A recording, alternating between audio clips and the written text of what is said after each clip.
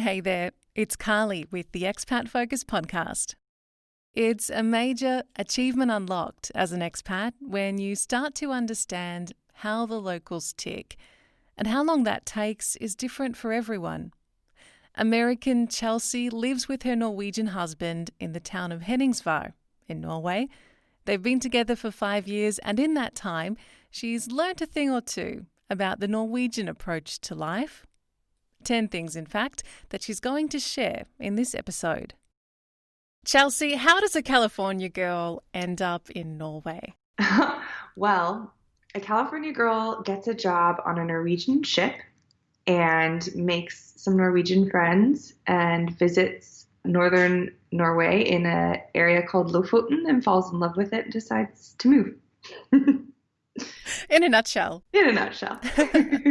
I'm no good with geography, but Lofoten, from what you've described to me before, is at the tip of Norway, right? It's not Oslo. It's not Oslo. No, in fact, it's actually about the same distance from Oslo to Lofoten as it is from Oslo to Rome. So it's quite far north. It's above the Arctic Circle. And if you look at the map of Norway, you'll notice a little finger that sticks out from the top, a chain of islands. And that part of those chains of islands is the region called Lofoten, the archipelago of Lofoten. And that's my new home. I live in the town called Henningsvær. And all up, how many years has it been since you left California for Norway? Well, I finally left full-time in 2014. I was working on the ship from 2012, and when I would work on the ship, I would travel from anywhere between 3 to 6 months at a time, simply because I just didn't want to go back to California. And then I decided to make the full move in April 2014. Now, you are married to a Norwegian. You've been around Norwegians for quite a few years. So you're a great person to provide these tips for integrating into life in Norway and understanding Norwegians just that little bit more. Well, I'd like to think so, yeah. You've sent me 10 points, the first of which I can't actually pronounce. I've spelt it out. It sounds like utpatur. I don't think I got that correct. Very good try. It's actually ut på tur, aldri sur.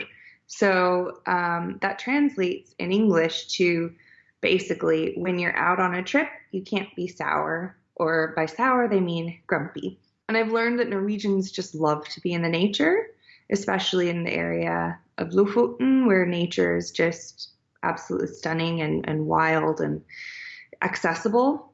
And I've learned that going out into the nature is always supposed to be a pleasant experience for Norwegians, not only because it's beautiful, but because it's a social law that you have to be pleasant while you're out in the nature. Only happy campers are allowed out there.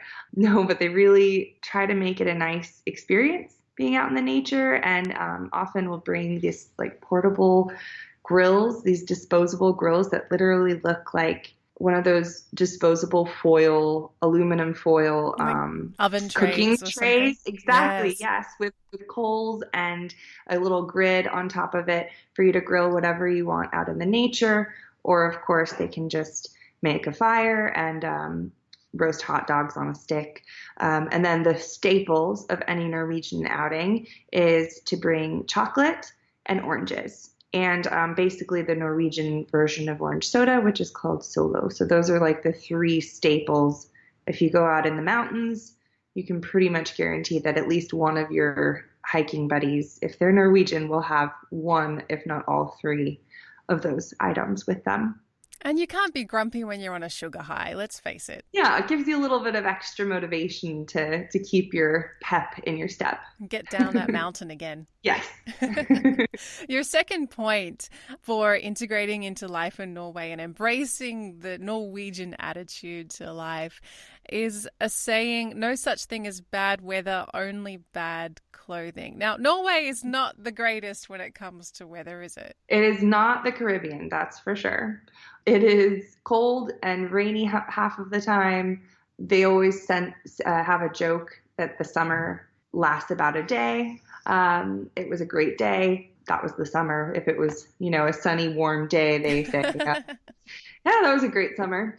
So it can be terrible weather for very long periods of time. This year we've been lucky and had amazing weather. In fact, today it was even 23 degrees and sunny in the middle of September, which is not normal at all. But even when it's bad and it's raining and cold, the Norwegians remind me again with their sayings to not complain. As a girl who's from Southern California, as we said, I literally grew up in the desert most of my life. So I have to say I'm still hesitant to go out on a hike when it's bad weather, when it's rainy and windy and miserable looking out. All I want to do is stay in my cozy clothes, light a fire and turn on a movie and curl up on the couch. But here in Norway, as long as it's not dangerous, they're perfectly happy to go out into the nature no matter the weather. And get this, they actually enjoy it. I've learned that you have to invest in proper outdoor clothing if you're living here. It's something I've just kind of had to suck up because it's not the cheapest clothing to buy. And normally my focus has been on more stylish clothing. But in Norway, especially in the north, if you're not living in Oslo or Bergen or one of the more cosmopolitan cities, they don't really dress fancy to go out. They're very practical in the way that they dress. Of course, there's exceptions like birthdays and holidays, but for the most part, if you're going out to the bars in a dress and heels, you're going to get strange looks, especially in my area. So does that mean people go to your local bars or cafes in essentially hiking clothes or? Yes, exactly. Yes. It's very common. I go to the bars, especially when it's outdoor seating, a nice day, and people are looking like they just came down from a hike and they've got their wool, headbands on and their waterproof trousers and jackets on. And it's the norm here versus getting dressed up. Something else you've mentioned to me before, which again, I guess relates back to this weather and being appropriately dressed, is how Norwegians put their little babies outside in the cold Yes. for a while. Yes, that is something that I still to this day am shocked and will probably have a hard time embracing when the time comes for me to have my own child. People literally will put their baby trolleys out on their porches, whether it's winter or summer, and that's where their child will nap. If they go to a cafe, go for a little walk, and the baby falls asleep, they get to the cafe and they don't want to wake up their baby, so they put their little baby monitor in the trolley and go in and have their coffee and just make sure they sit near a place where they can keep an eye on the trolley. And of course, once they hear the baby crying, they go and get it. But it's, to me, if you do this in the US, you would get Child Protective Services called on you in about 2 seconds. And in fact, it actually has happened. I've heard of a Swedish couple who've been in New York and did exactly that. And of course, within seconds, the police were called and they were arrested for abandoning their child in front of a cafe. And man, that's horrible. Yeah, and they lost their child for about 24 hours before they cleared up the cultural misunderstanding. Exactly. Yeah. So it's a little bit of a adjustment, but it's also quite nice to know that this is a place in the world that you still can kind of be safe and it's okay to leave your kids to play outside and it's not something that you have to worry about the safety of your children here. Your third point, Chelsea, is that Norwegians are friendly, but perhaps not at first. Well, of course, Norwegians have the reputation of being very cold, or Scandinavians in general, really, have the reputation of being a bit cold and standoffish, hard to read, maybe. While that's true, my experience with them is kind of the opposite. It's that they're extremely welcoming and warm, and once you were a part of their society, they will bend over backwards to help you if you need it, of course. So I, of course, got lucky because I worked personally. I worked for a Norwegian company and made Norwegian friends, as I said earlier. And now I'm married to a Norwegian who is from the area. So I feel like I'm very welcomed into society. But I know a lot of people who are not married to Norwegians who come here without any prior connections to the place and really struggle, especially those who try to settle in the South. The North, from my understanding, is a lot more welcoming. It's kind of what you would like in the South in the US. The South has a reputation for being a really welcoming, charming place. And the North, I would say, in Norway is equivalent to that. In the South, people are used to having a lot of different cultures and backgrounds around, and they're a little bit more skeptical and wanting to keep their circle of friends a little tighter. And in Norway, they're a little bit more excited when there's an outsider coming and making a life in their tiny little community. So it really depends, but you need to get one friend, really. Once you've been accepted by one friend, the doors start to open, and you start to make your own network and build your own circle of people. And it leads into your fourth point, which is that you should be friendly to Norwegians, but not too friendly. Can you explain why? Norwegians don't like small talk very much at all. They, in fact, are a bit terrified of it in a way. They of course are comfortable talking about things like the weather, but in general, they don't talk to people, even if they know them, when they bump into them, say at the grocery store. I learned very early on to not be offended if I saw somebody that I knew and they kind of ignored me in the grocery store. Sometimes you'll get the smile and nod, but that's about it, unless you're really close with them or have been close to them and haven't seen them in a really long time. Generally, people try to avoid eye contact at all costs. Your neighbors as well. If your patios or your verandas overlook each other and you're both standing out on the deck and you don't have something specific to talk about, for the most part, they just look in the opposite direction of each other. It's okay not to say hi.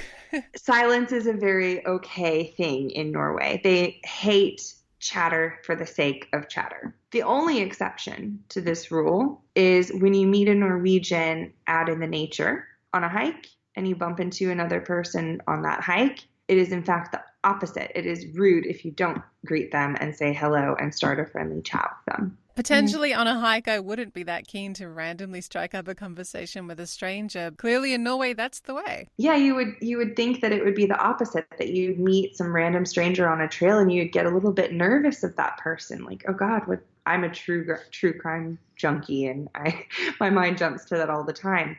But no, in Norway, it's very common to chat about the weather and ask about where they've been hiking and where they're going, and they tell you where they're going, and basically everything that you've grown up learning not to tell a stranger, you tell them here in Norway when you're out in the mountains. Your fifth tip is to get Norwegians drunk, and I can imagine this might be a really great icebreaker technique. It's kind of the only way to get a Norwegian to loosen up. You know, you might have one night where they get drunk and they tell you their entire life story. They're in tears over, something in their memories that they're bringing up and opening up to you about. And you might feel at the end of the night like, oh my gosh, that was such an amazing conversation. I've got a new best friend. But don't always expect that to be the case. They might not consider you still their close friend afterward. You should feel honored if they invite you to their after party. In Norway, when you're out at a bar, they close generally around 2 or 3 o'clock in the morning. And so often the Norwegians have an after party, especially in the summertime. So in those cases, you can feel very honored if you're invited to the Nachspiel, it's called, the after party. And you can expect to start a friendship with that person. But it's not like my experience. you can open up to them and they can spill their guts and tell you their whole life story. But that still They doesn't might not qualify remember it in the you to morning. be, they might not remember it in the morning and they still might not consider you their closest friend. They might just think, oh, that was an embarrassing drunk story. However, it is the best way to actually have a proper conversation with a Norwegian. Tip number 6 for living life the Norwegian way is to let it go. And I actually really like this. Can you explain what you mean by just let it go? Yeah, I mean, Frozen was based in Norway, wasn't it? So, I didn't know that, but it makes sense now. yes. No, but really, Norwegians don't hold a grudge. You can have a fight with someone, and for the most part, people will move on and, chalk it up to a bad day. And they don't dwell on it. They don't get hung up on it. They just say, all right, that's the way it is. We're moving on. And that doesn't necessarily even count just for like personal relationships. That counts to life as well. So, if a storm comes and wrecks your roof, they don't sit and dwell about how frustrating it is that now they have to fix their entire roof. They just say, oh, well, okay, guess we got to fix it. And then they just do what they have to do. They're very practical people. And yes, maybe they're not super emotional people, but in a way, it helps for people who, like me, are maybe a little bit more anxious. And it helps me remember to not dwell on things that are out of your control or in the past. It's also comforting to know that those around you are doing the same. I'm like you. I'm the type of person that will stew on things, hold a grudge for a long Mm-hmm. time, worry, be anxious about something, and turn it over and over in my head for weeks. So it's actually a really refreshing attitude and puts things in perspective when I hear that Norwegians are generally like, oh, well, moving on. It's a really nice attitude to have and a nice attitude to try and embrace as well. It's freeing. Your 7th point is about relationships. Obviously, you know a lot about this being married to a Norwegian. And I'm really curious about how the aspects of Norwegian attitudes to life really feed into relationships and how you've navigated that in your own relationship. Yeah, Norwegian relationships generally don't start in a way that I've experienced really since college. It's very often, of course, it's not every relationship, but very often it's a couple who has met out at a party or who knew each other from before and just happened to hook up one night. It just evolves from there. In my case, with my relationship, I actually told Morton, my husband, that he needed to ask me out on a date because he had jokingly proposed. That's a whole other story, but he was jokingly saying we were getting married before we even had a date. And I got lucky and forced him to ask me out to coffee instead of the drunken hookup. But the majority of the relationships that I know started as if they were in college. And then they kind of continue that way, very casually. It almost, to me, feels like Norwegians are very non-committal, not because they're afraid of commitment, but simply because they don't feel that it's necessary all the time in relationships. I know a lot of people who have gotten engaged but never set any kind of a date, or I know a lot of people who are basically married who have been together for 10 years, have 3 or 4 kids together, and aren't even engaged. So it's kind of a very casual, laid back perspective on relationships. Me wanting to get married, I kind of had to push my husband into the idea of getting married as soon as we actually did. We've been together for 5 years, but to him, he could have probably waited still another 5 years. There's just not a high value placed on making things official. I would say for the most part, yeah. Of course, there are exceptions, and there are plenty of people who do get married when they're young, but for the most part, in my experience, I've seen the majority of the people just in very serious relationships. They call it sambor, so it's like an official title of living together, and so you're basically domestic partners, but not officially married. Moving pace to food, your Hmm. eighth tip for getting into the Norwegian way of life is to like fish. I hope you like fish, that's for Might sure. be a problem if you don't. It's definitely a little tricky, especially if you come to Lofoten. Lofoten is kind of a fisherman's holy grail. Every winter in about February, March, there is a World Cup of cod fishing here in Lofoten. And the cod that comes to this area during that time is a really special kind of cod called skrei, and it basically comes from the North Pole down through the North Sea down to Lofoten, and this is where they breed, and only the strongest make their way all the way down here, and so it's a very Sounds good. intense. It is intense. It's a whole trek that they have to make. But the resulting fish is actually some of the best cod in the world. I hope if you come to Norway that not only you like the taste of fish, but that you don't mind the smell of it, especially if you come to Lofoten. Because between this time, February and March, until about June or July, thousands upon thousands of codfish, multiple kinds of fish. There's haddock hanging as well. But mostly cod are being hung to dry on fishing racks, these wooden fishing racks all over the archipelago of Lofoten. In fact, I actually have one just up the hill from my house. It's probably 20 meters, 30 meters away from my Can't house. imagine what that must be like on a bad wind direction day.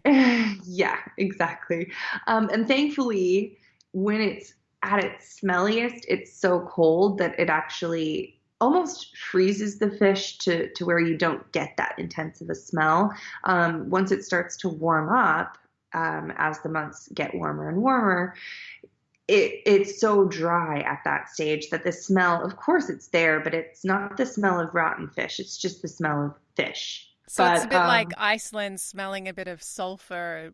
Norway smells a bit of fish. in our region, yes, absolutely. There's some parts of Norway where you would say that about sheep. There's more sheep smell. But in my particular corner of Norway, yeah, fish is the perfume between February and June. I guess you wouldn't worry so much about BO if you're out and about, hey? No, really you don't. You just you kind of just Blame it embrace on the it. fish. Blame it on the fish. And actually, the locals have a saying. They say it smells like money. I'm not quite there yet. I don't think it smells quite like money to me yet, but maybe eventually I'll feel that way also. Maybe you need to set up a few more fish racks at your house and Yeah. make We that have money. one actually under our terrace as well. Brilliant. My husband is very much looking forward to hanging his own fish and drying it for the summer months. Your ninth point is about the dark and light periods, and I find this fascinating. I can't wait to experience it. I just got back from Iceland this summer where we had daylight almost all the time, but it still got obviously darker at night. So I'm really curious about the extremes that you experience in Norway and in your part of Norway. Well, it's very similar. Of course, you have a little bit more darkness in Iceland because it's just a little bit further south. But I would say that at its peak, for about a month, you don't see darkness at all. In mid-June and mid-August, you will get a darker period where there is maybe an hour of twilight, but it's still light enough that you wouldn't need your headlights to drive necessarily. And in the dark, it's quite opposite. So in the winter, you have 24 hours of dark. And I'm personally a huge fan of the summer months. To me, it feels like just this never ending magical time of summer. And when it starts to get dark, I actually get a little bit sad because that's, to me, a symbol that summer's over. But the winter time for a California girl was the biggest struggle. I wasn't really worried about the cold. I was worried about the dark. It is 24 hours dark, I would say, from mid-December until the beginning of January. So it's a shorter period where it's extremely dark, But even then, when the light starts to come back, it's really for an hour or so at a time. So really, it's a huge adjustment. The one saving grace I would say the dark period has is that you get to see the northern lights. So the northern lights makes up for the dark, but it's still, of course, a struggle. And you don't really feel like going out and being social. That's why making your house really cozy with candles everywhere, lighting a fire. There's actually a book called The Little Book of Hygge, actually a Danish book, but it's the same concept in Norway.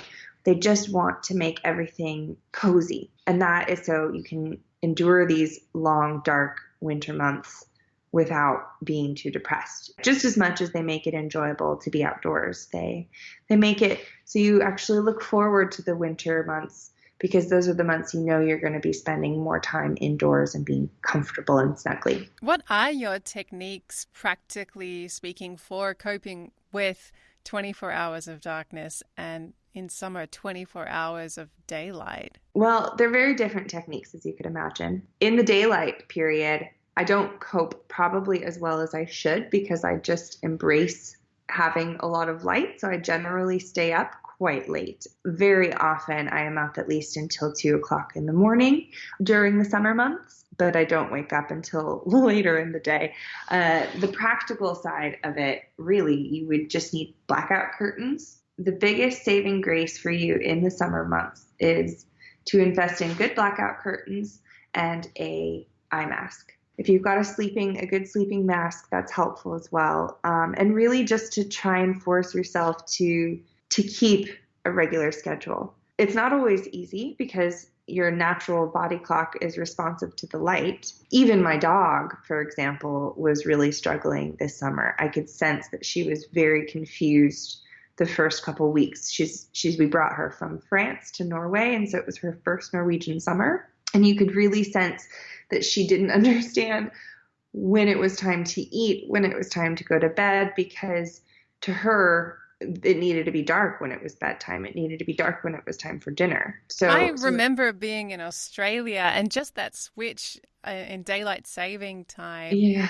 And my parents trying to put us to bed when it was still light outside, and what a pain that was for them. Yeah, for Norwegian kids parents here, must have so much patience. oh my God, I don't know how they manage. I'm sure I will figure that one out myself, but absolutely they do. Then again, they grow up with this. I also think, of course, that the Norwegians just let the kids stay up later in the summer. They embrace the light and they let their kids embrace it as well. How do you then embrace the dark, especially coming from sunny California? What are your coping mechanisms for those times of year when it is just so... I mean, I lived in London for 3 years and I found it getting dark at 4 p.m. in winter to be depressing. So I can't imagine not seeing the sun for a whole day or a whole month. It's very challenging.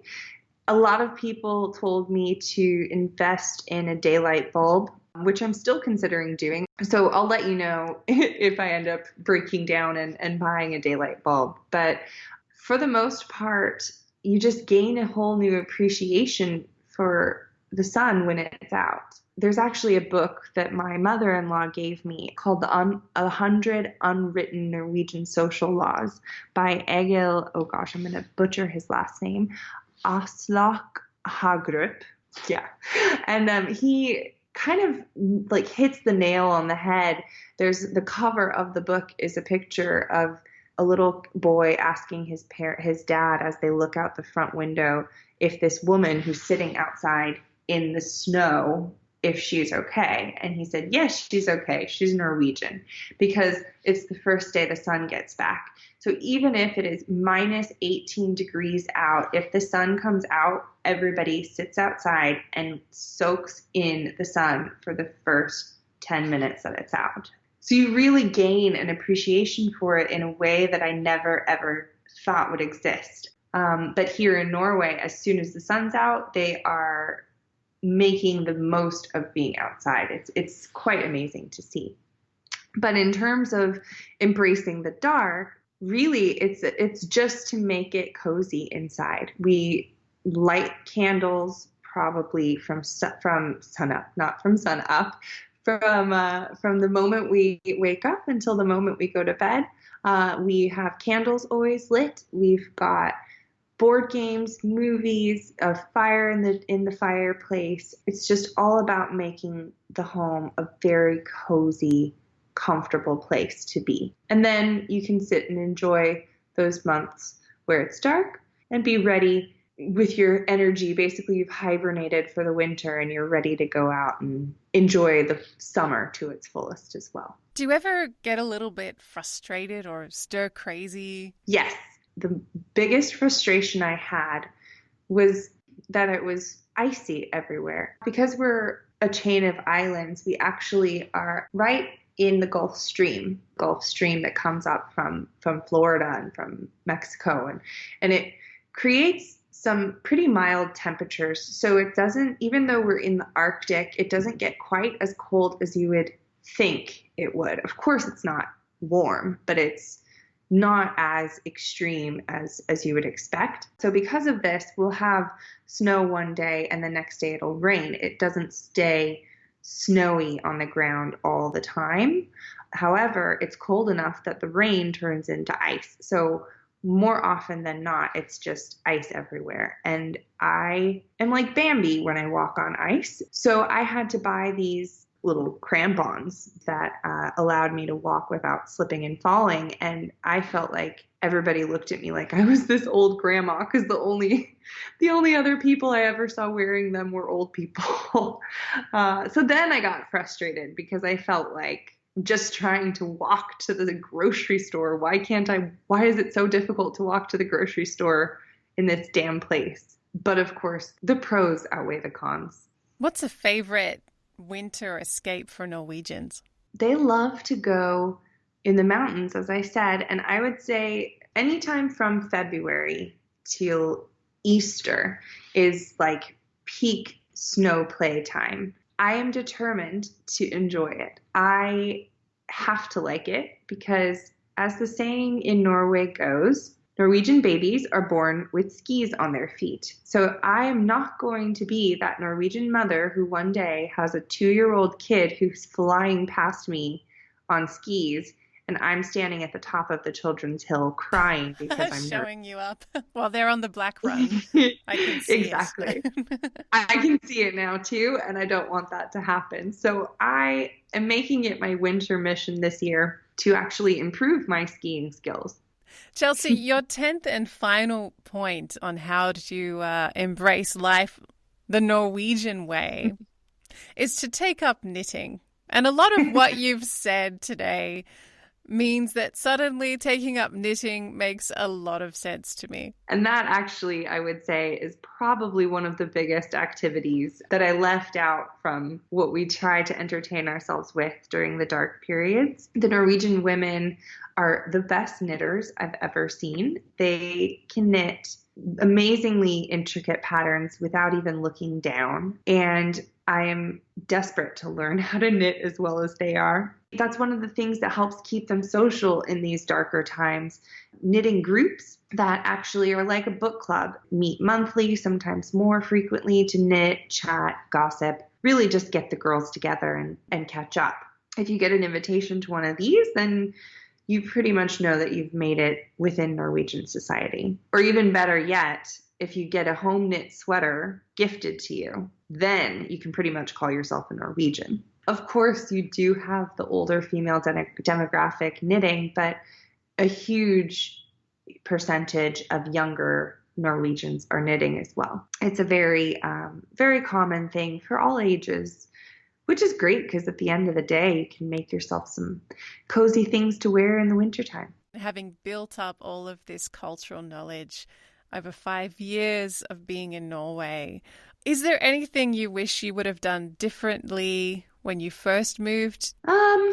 That's a very good question. I have an answer that's maybe a silly one, but it ties into my second point of there's no such thing as bad weather, just bad clothing. I bought my winter jacket in California. Let me rephrase that. I bought what I thought was going to be my winter jacket in California, before I moved. That jacket ended up being my summer jacket because it was basically a light, puffy ski jacket. And I think I would have prepared my wardrobe a lot better. I would have spent more money in order to get the good quality down that I needed and to get outdoor shoes and outdoor pants, because this saying, there's no such thing as bad weather, only bad clothing, it's really something that I've learned to be one of the most true sayings the Norwegians have. If you're dressed properly for the weather, it's actually enjoyable to sit out in the middle of a storm and feel the weather, or stand in the snow in the freezing cold in the middle of the night watching the northern lights for hours. It's comfortable to do that if you're dressed properly. So I think I would have prepared my wardrobe a little bit better, and maybe I would have learned a little bit more of the language. Of course, in Norway, they're very comfortable speaking English, and I didn't mention this in any of my points, but I will say they do appreciate when you make a little bit of an effort, like any country would, to speak their own language. It's something I wish I had invested a little bit more time in from the start. If there's one thing that listeners should take away and remember about living like a Norwegian, what would it be? I think the Norwegians as a whole are really good at finding a silver lining in a negative situation. So in the winter, when it's really, really dark, they just tend to encourage each other by saying, oh, this is going to be so much nicer when it's sunny out. It's going to make the summer that much better. And then in the summertime, they're often saying the same thing about the winter, that they're actually looking forward to it being dark so they can sit inside and curl up on the couch and light some candles without feeling guilty about missing out on a beautiful day and wanting to sit out all night long. So their whole mentality in general is to find the positives in things. So I think that's something that I have really learned to value after living in Norway. And I think if you want to live like a Norwegian, that's a good place to start. That's it for today. If you have any questions for Chelsea or want to share your own experience of life in Norway, head over to expatfocus.com, follow the links to our Norway forum or Facebook group. Be sure to check out our other episodes. We cover all aspects of expat life all over the world. If you like what we do, please leave us a review, and I'll catch you next time.